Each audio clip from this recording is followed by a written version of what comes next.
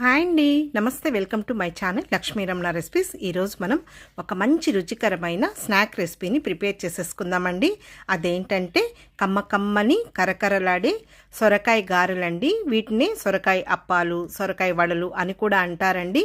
ఇవి వేడిగా తిన్నా చాలా బాగుంటాయి, చల్లగా తిన్నా కూడా చాలా బాగుంటాయండి. చూడండి ఎంత కరకరలాడుతూ ఎంత బాగున్నాయో. చాలా ఈజీగా టేస్టీగా మనం ఈ స్నాక్ని ప్రిపేర్ చేసేసుకొని మనం వీటిని స్టోర్ చేసేసుకోవచ్చండి. చల్లారిన తర్వాత కూడా చాలా కరకరలాడుతూ ఉంటాయి. ఈవినింగ్ టీ టైం స్నాక్గా తినడానికి చాలా బాగుంటాయండి. కాబట్టి ఈరోజు మనం ఈ సొరకాయ గారెలండి, అదే అండి సొరకాయ అప్పాలు, వడలు అని కూడా అంటారండి. ఎలా తయారు చేసుకోవాలో కావలసిన పదార్థాలు, తయారీ విధానం ఒకసారి చూసేద్దామండి. ముందుగా ఒక మిక్సింగ్ బౌల్ తీసేసుకోవాలండి. ఇక్కడైతే నేను ఒక మీడియం సైజు సొరకాయని, లేత సొరకాయ అండి, పైన చెక్కు తీయలేదు, మరీ సన్నగా కాకుండా చూడండి ఆ విధంగా తురిమేసి పెట్టేసుకున్నానండి. ఇదైతే ఒక కప్పు వచ్చిందండి. అలాగే ఇందులోకి 2 మీడియం సైజులో ఉన్న ఉల్లిపాయను కూడా సన్నగా ముక్కలుగా కట్ చేసి వేసేసుకోవాలి. అలాగే ఒక 5 పచ్చిమిరపకాయను కూడా సన్నగా ముక్కలుగా కట్ చేసి వేసేసుకోవాలి. తర్వాత ఒక గుప్పెడంతా కరివేపాకు ఆకులను కూడా సన్నగా చాప్ చేసి వేసుకోవాలి. ఇక్కడైతే నేను పచ్చిమిరపకాయని డైరెక్ట్గా వేసానండి. మీకు ఇష్టం లేకపోతే మిక్సీ పట్టి కూడా వేసేసుకోవచ్చు. అలాగే ఒక గుప్పెడంతా కొత్తిమీరను కూడా సన్నగా చాప్ చేసి వేసేసుకోవాలి. తర్వాత ఒక 10 నిమిషాల ముందు ఒక 4 టేబుల్ స్పూన్ల పెసరపప్పును కూడా కడిగి నానబెట్టి నీళ్లు పంపేసి అది కూడా ఇందులో వేసేసుకోవాలి.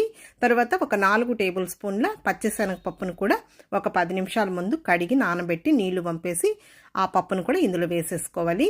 ఒక 3 టేబుల్ స్పూన్ల తెల్ల నువ్వులు, అలాగే 1 టేబుల్ స్పూన్ జీలకర్ర వేసేసుకోవాలండి.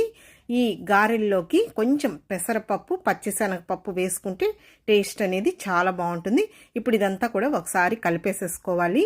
ఆ ఉల్లిపాయల్లో ఉన్న తడి, అలాగే ఆ సొరకాయ తురుములో ఉన్న తడి, తర్వాత మనం పచ్చిశనగపప్పు, పెసరపప్పు నానబెట్టుకున్నాం కదా అండి, ఇదంతా కూడా మనం ఒకసారి కలిపేసేసుకుంటే చూడండి తడి అనేది వస్తుంది. ఇప్పుడు మనం బియ్యం పిండిని వేసేసుకోవాలి. 1 కప్పు సొరకాయ తురుముకి 1 కప్పు బియ్యం పిండి సరిపోతుందండి. ఈ బియ్యం పిండి అయితే ఒక 1/2 కేజీ. ఇప్పుడు ఇందులో రుచికి సరిపడా సాల్ట్ కూడా వేసేసుకొని ఇప్పుడు ఇదంతా కూడా ఒకసారి బాగా కలిపేసేసుకోవాలండి. అప్పుడే నీళ్లు వేయకూడదు, ఎందుకంటే మనకు ఉల్లిపాయల్లో అలాగే సొరకాయలు తడి అనేది ఉంటుంది. సో ఈ పిండినంతా కూడా బాగా కలిపేసేసుకొని తరువాత మనం నీళ్ళు అనేది వేసుకోవాలి. ఇక్కడైతే నేను నార్మల్ నీళ్ళే వేస్తున్నానండి, గోరువెచ్చని నీళ్ళు కాదు, వేడి నీళ్ళు కాదు.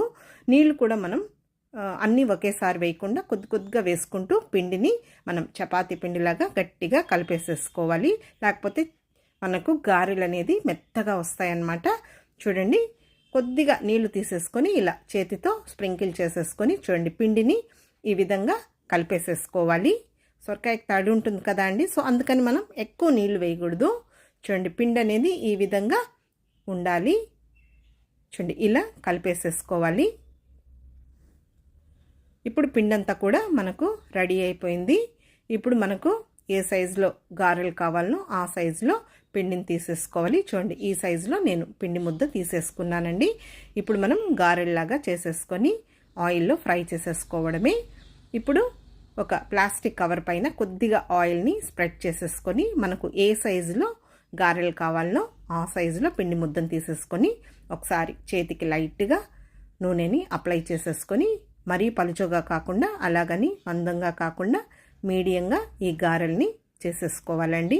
ఇందులో మనకు తినేటప్పుడు ఆ పచ్చిశనగపప్పు, అలాగే నువ్వులు, తర్వాత పెసరపప్పు వేసాం కదా, కరకరలాడుతూ చాలా కమ్మగా ఉంటాయి. మధ్యలో లైట్గా అలా హోల్ పెట్టేసుకొని చూడండి ఈ విధంగా గారెని చేసేసుకోవాలి. ఇప్పుడు స్టవ్ వెలిగించుకొని ప్యాన్ పెట్టేసుకొని ఫ్రై చేసేసుకోవడానికి ఆయిల్ వేసేసుకోవాలి.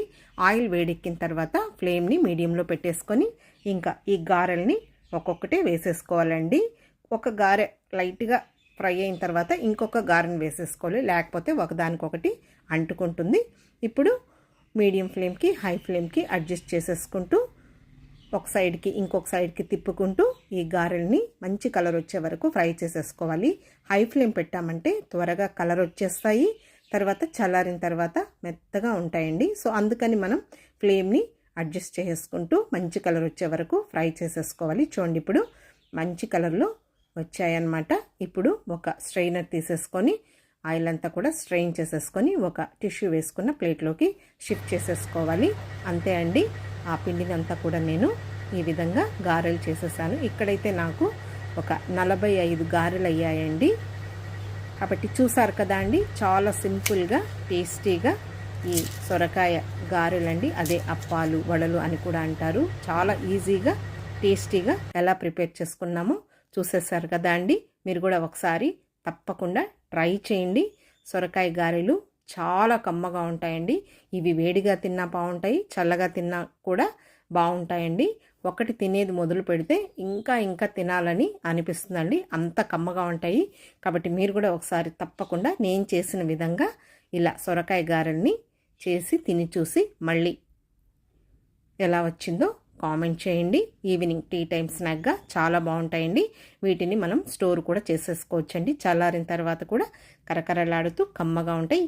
ఓకే అండి, ఈ వీడియో మీకు నచ్చితే లైక్ చేయండి, షేర్ చేయండి. కొత్తగా చూస్తున్న వారు ఛానల్ని తప్పకుండా సబ్స్క్రైబ్ చేసుకోండి. ఇంకొక మంచి వీడియోతో మళ్ళీ కలుద్దాం. నమస్తే అండి.